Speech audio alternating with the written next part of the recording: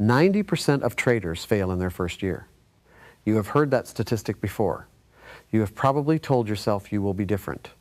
You are smarter, more disciplined, more committed. You have done your research. You have a plan. And I am telling you right now with the kind of certainty that only comes from watching this play out thousands of times, that none of that matters. Because the 90% did not fail because they were stupid. They did not fail because they lacked information. They did not fail because the market was rigged against them. They failed because of something far more insidious, something that nobody warned them about, something that has nothing to do with charts or strategies or market knowledge. They failed because they refused to be bad at trading long enough to get good.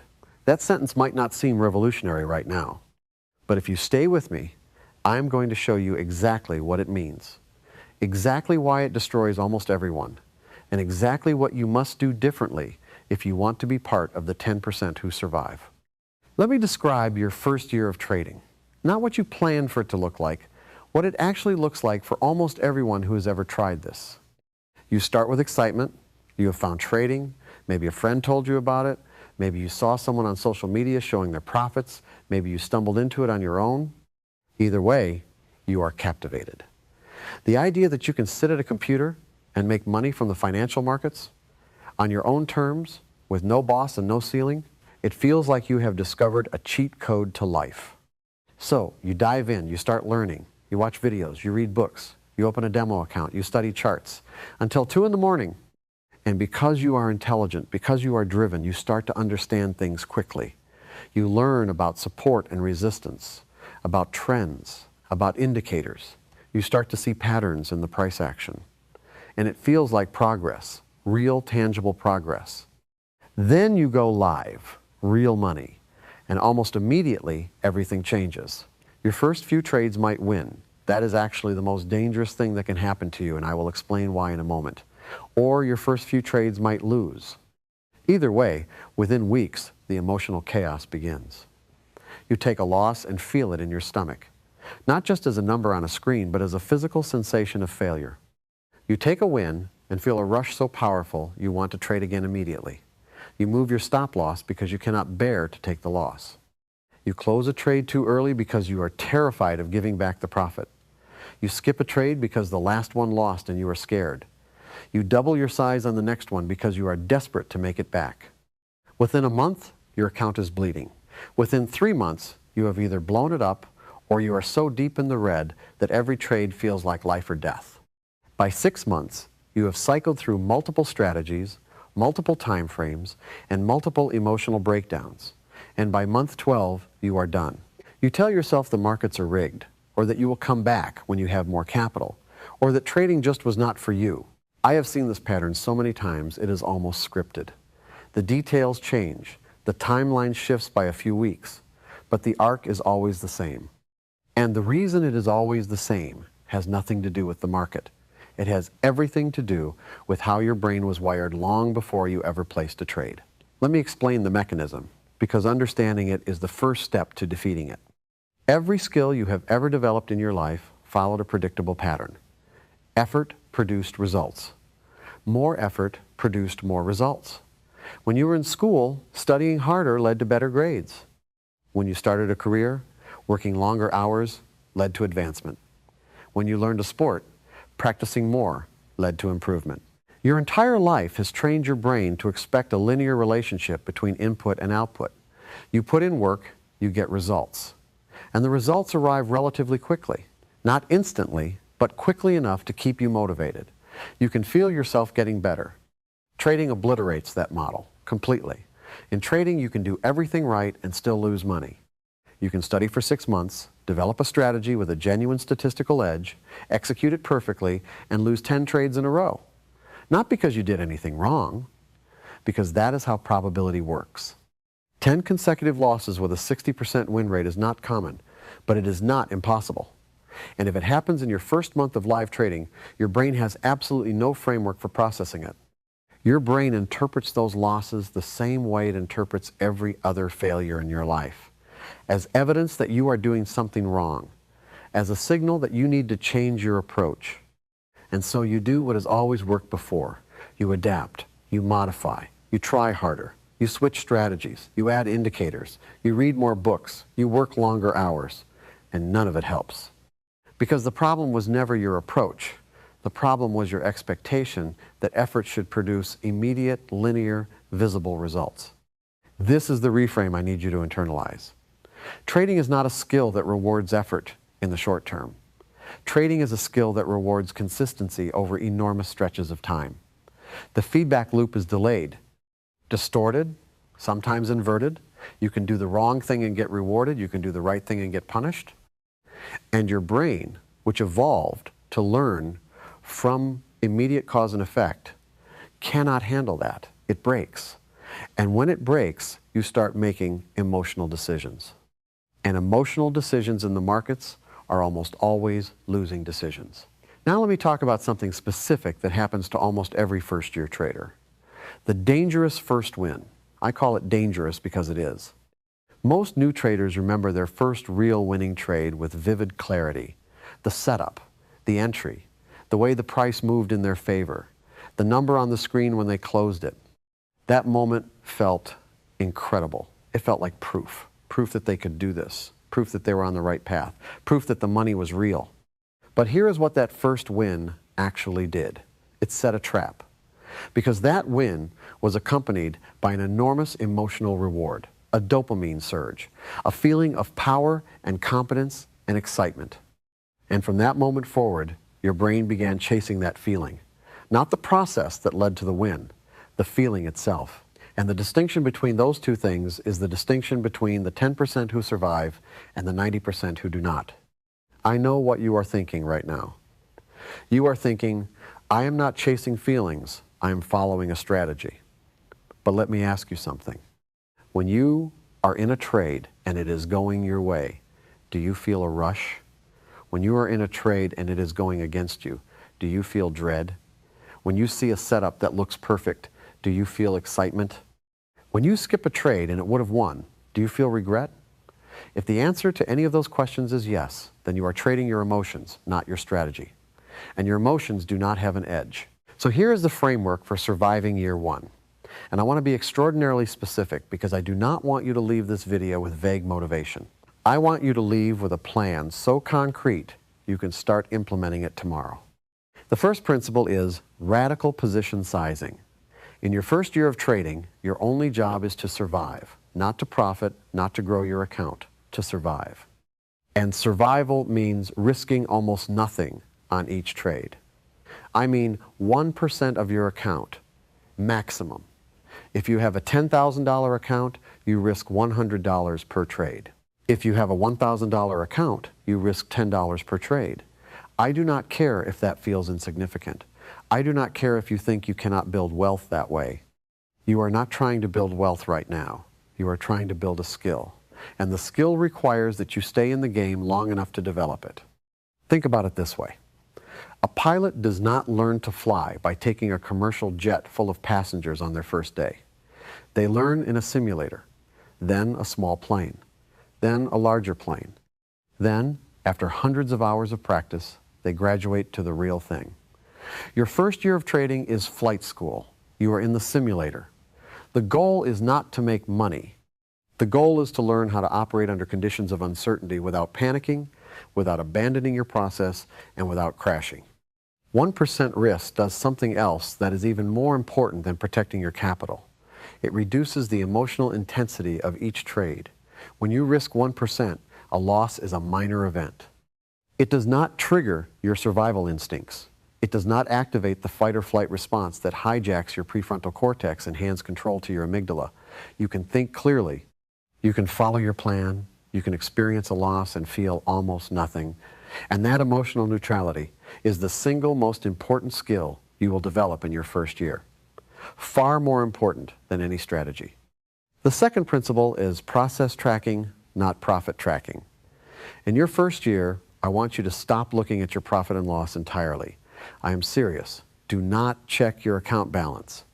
Do not calculate how much you are up or down this week. Instead, track one number and one number only, your execution rate. What percentage of your trades were executed according to your plan? Here is exactly how you do this. After every trade, you answer one question. Did I follow my rules? Yes or no. That is it. At the end of each week, you calculate your percentage. If you took 20 trades and followed your rules on 18 of them, your execution rate is 90%. That is your performance metric. That is the only number that matters in year one. I know what you are thinking. You are thinking, what is the point of following my rules if I am still losing money? And the answer is this: your rules have an edge. You tested them. You know the win rate. You know the risk to reward ratio. If you execute those rules consistently over a large enough sample, the math will work. But the math only works if you do not interfere with it. And interference is what kills first-year traders. They second-guess their entries. They move their stops. They take profits too early. They skip trades out of fear. Each of these actions is a deviation from the plan. Each deviation corrupts the edge. And after enough deviations, the strategy does not work anymore. Not because the strategy was flawed, because the execution was flawed. Your job in year one is to prove to yourself that you can execute a plan without interference. That is the skill. That is what you are developing. And you cannot develop it if you are fixated on the money, because the money introduces emotional noise that makes consistent execution almost impossible. The third principle is expecting the losing streak. Not hoping it does not happen. Expecting it, planning for it, welcoming it, because it will come. In your first year, you will experience a stretch of trades where nothing works. 5 losses in a row, 7, maybe 10. And in that moment, every fiber of your being will scream at you to change something, to switch strategies, to increase your risk, to recoup the losses, to step away from the markets altogether. This is the moment where the 90% separate from the 10%. This is the exact inflection point, and the difference between the two groups is absurdly simple. The 90% change something. The 10% change nothing. Let me be very clear about what changing nothing means. It means you take the next trade according to your plan. Same strategy, same risk, same rules. You do not skip it because you are scared. You do not modify it because you think the strategy needs adjusting. You execute it exactly as your plan dictates, and then you do the same thing on the trade after that, and the one after that. This is not stubbornness. This is discipline, rooted in an understanding of probability. You know your strategy has an edge over a large sample. The losing streak is not evidence that the edge has disappeared. It is evidence that you are experiencing a normal, expected, statistically inevitable cluster of losses within a random distribution. That is all it is. It is not the market telling you something. It is not a sign, it is randomness. And randomness is exactly what your strategy was designed to navigate if you let it. Here is a practice I want you to implement before you ever place a live trade. Write down this sentence and read it every morning. Losing streaks are a normal part of trading. They do not mean my strategy is broken. They do not mean I should change anything. They mean I am participating in a probability game. My only job is to execute the next trade according to my plan. Read it until it bores you. Then keep reading it, because the losing streak will come.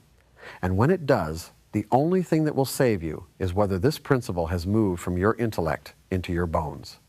The fourth principle is the one that brings everything together. Trading is a game played over hundreds of trades, not 10, not 20, hundreds. And in your first year, most of those trades will not feel meaningful individually. They will feel small, insignificant, almost pointless.